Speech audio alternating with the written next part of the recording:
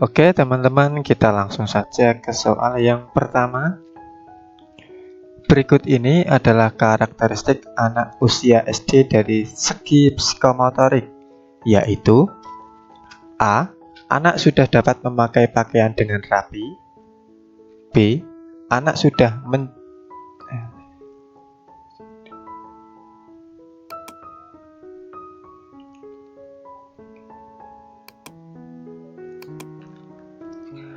Oke teman-teman, kita langsung saja ke soal yang pertama. Berikut ini adalah karakteristik anak usia SD dari segi psikomotorik, yaitu A. Anak sudah dapat memakai pakaian dengan rapi. B. Anak dapat menciptakan suatu bentuk atau benda dengan menggunakan alat. C. Anak sudah mulai memahami beberapa konsep abstrak seperti menghitung tanpa menggunakan benda. Atau D. Anak menunjukkan kepedulian terhadap orang lain.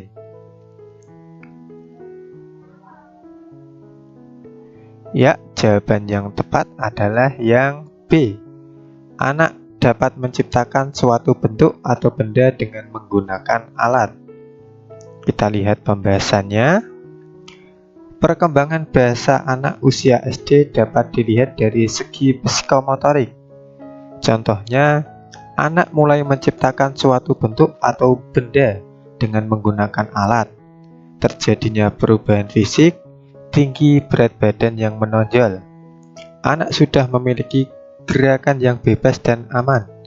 Kemudian anak mampu melakukan koordinasi dan keseimbangan badan. Jadi jawaban yang tepat untuk nomor 1 adalah yang B. Next, kita lanjut soal nomor 2. Tahapan proses belajar membaca bagi siswa sekolah dasar kelas awal biasanya menggunakan pembelajaran membaca titik-titik. A. Ejaan per ejaan. B. Skimming. C. Permulaan. Atau D. Cepat.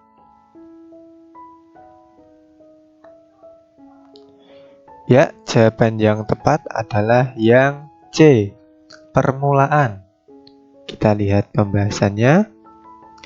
Sesuai dengan kurikulum, maka pada kelas rendah, yaitu kelas 1 dan kelas 2, menggunakan pembelajaran membaca permulaan, di mana tingkatan proses pembelajaran membaca ini untuk menguasai sistem tulisan sebagai representasi visual bahasa. Jadi jawaban yang tepat untuk nomor 2 adalah yang C. Oke, kita lanjut soal nomor 3. Faktor kendala yang memengaruhi keterampilan berbahasa anak adalah sebagai berikut. Kecuali A. Jenis kelamin.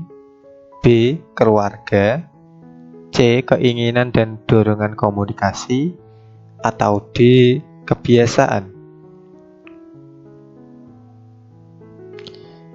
Ya, jawaban yang tepat adalah yang D. Kebiasaan. Kita lihat pembahasannya. Faktor penyebab perbedaan tersebut adalah yang pertama, kecerdasan. Atau anak yang memiliki kecerdasan tinggi akan belajar berbicara lebih baik dan memiliki penguasaan bahasa yang erat kaitannya dengan kemampuan berpikir. Kemudian yang kedua, jenis kelamin.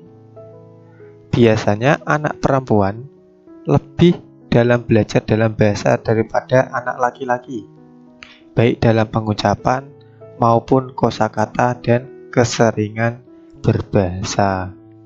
Kemudian yang ketiga, yaitu keluarga.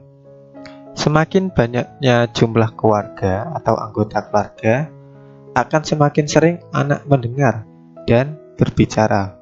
Demikian pula anak pertama, lebih baik perkembangan bicaranya karena orang tua lebih banyak memiliki waktu untuk mengajak berbicara atau mengajak anak tersebut. Jadi jawaban yang tepat untuk nomor 3 adalah yang D. Oke teman-teman, kita lanjut soal nomor 4. Teknik menulis cerita terdiri atas hal-hal sebagai berikut, kecuali A. Menjawab pertanyaan, B. Membuat kalimat, C. Substitusi, atau D. Persuasi. Ya, jawaban yang tepat adalah yang D. Persuasi. Kita lihat pembahasannya. Teknik menyusun cerita dapat dilakukan dengan cara berikut. Yang pertama, menjawab pertanyaan. Kemudian yang kedua, melengkapi kalimat. Kemudian yang ketiga, memperbaiki susunan kalimat. Yang keempat, memperluas kalimat. Yang kelima, substitusi. Yang keenam, transformasi. Dan yang terakhir, nomor 7, membuat kalimat. Jadi jawaban yang tepat untuk nomor 4 adalah yang D. Oke, kita lanjut soal nomor 5. Model pembelajaran menulis cerita atau menulis cerpen di SD meliputi hal-hal berikut, kecuali A. Menceritakan gambar, B. Melanjutkan cerita, C. Menceritakan pengalaman, atau D. Mendeskripsikan cerita.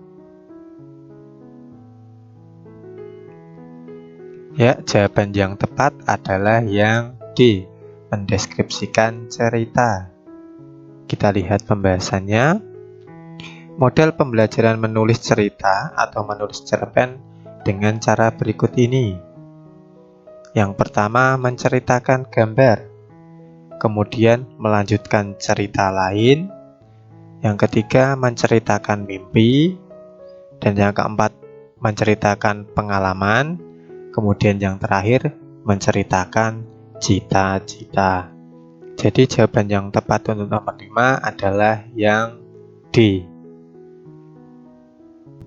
Oke, kita lanjut soal nomor 6. Berikut adalah bukan merupakan kegiatan menulis lanjutan di kelas tinggi adalah titik-titik. A. Menulis tentang berbagai topik. B. Menulis pengumuman.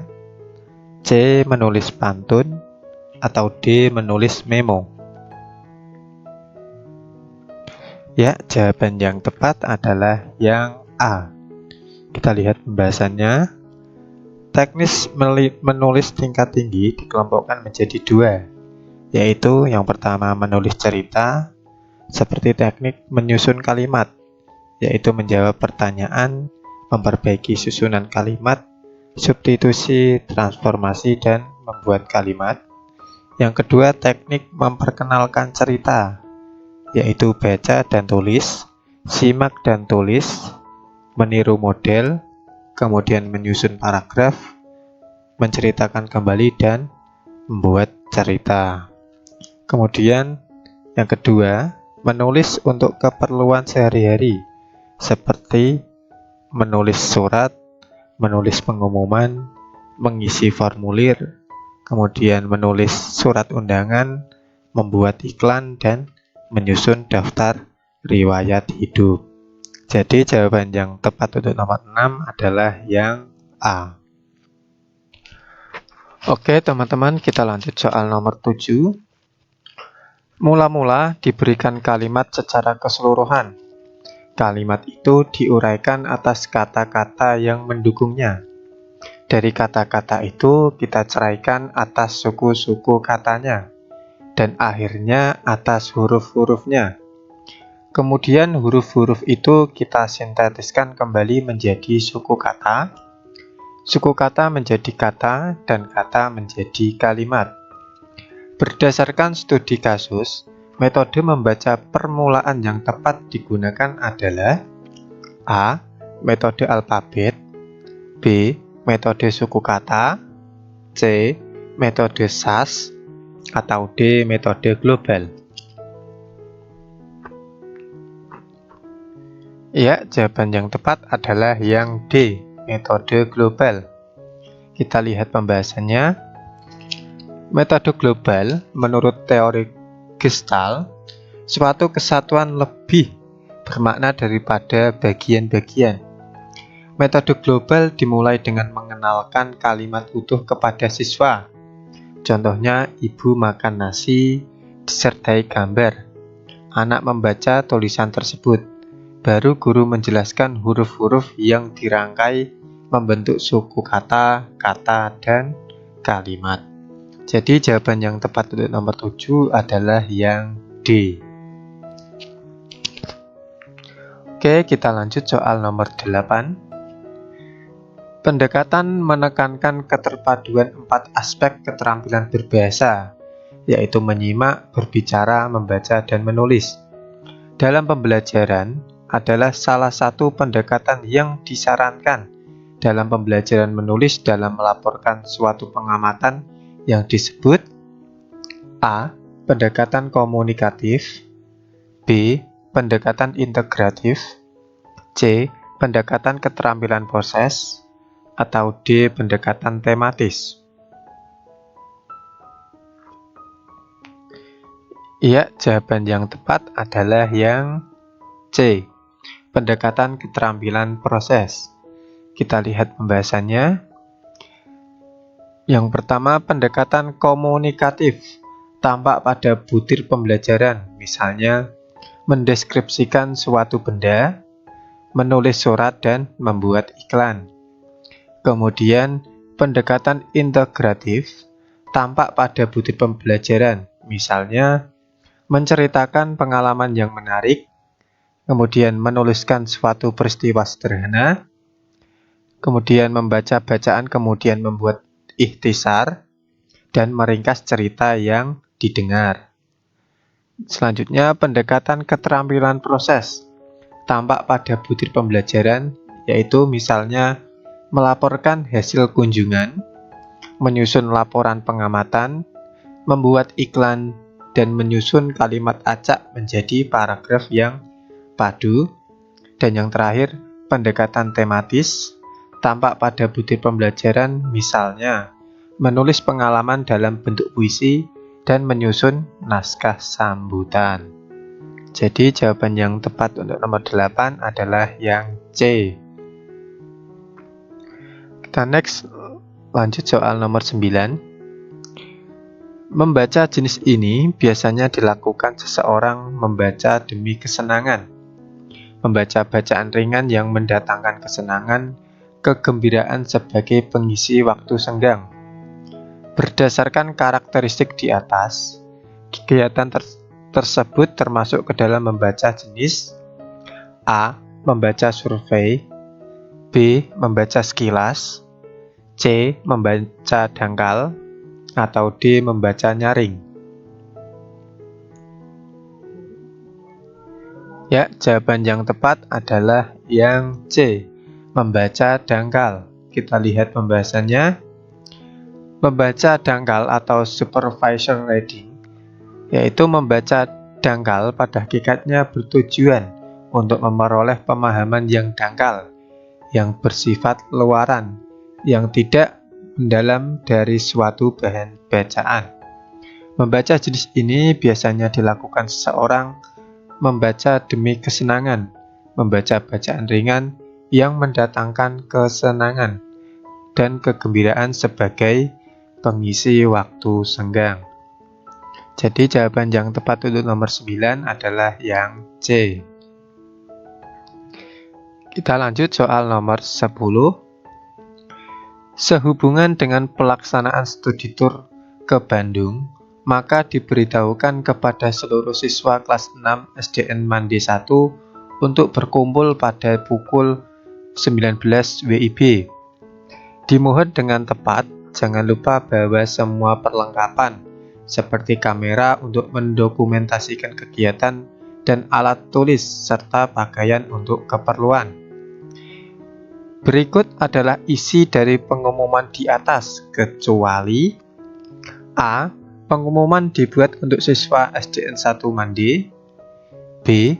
Peserta studi tour berkumpul pada pukul 19 WIB, C. Salah satu perlengkapan yang harus dibawa adalah kamera, atau D. Tujuan studi tour tersebut ke Bandung.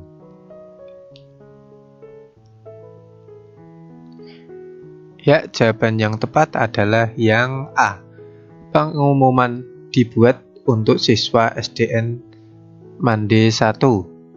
Kita lihat pembahasannya. Dalam membaca pengumuman, baca dengan teliti pengumuman tersebut. Pada soal, kenapa A salah? Karena pengumuman tersebut dibuat untuk kelas 6. Jadi bukan untuk kepada seluruh siswa. Jadi jawaban yang tepat untuk nomor 10 adalah yang A. Cukup sekian yang dapat saya sampaikan. Semoga bermanfaat bagi kita semua. Terima kasih. Wassalamualaikum warahmatullahi wabarakatuh.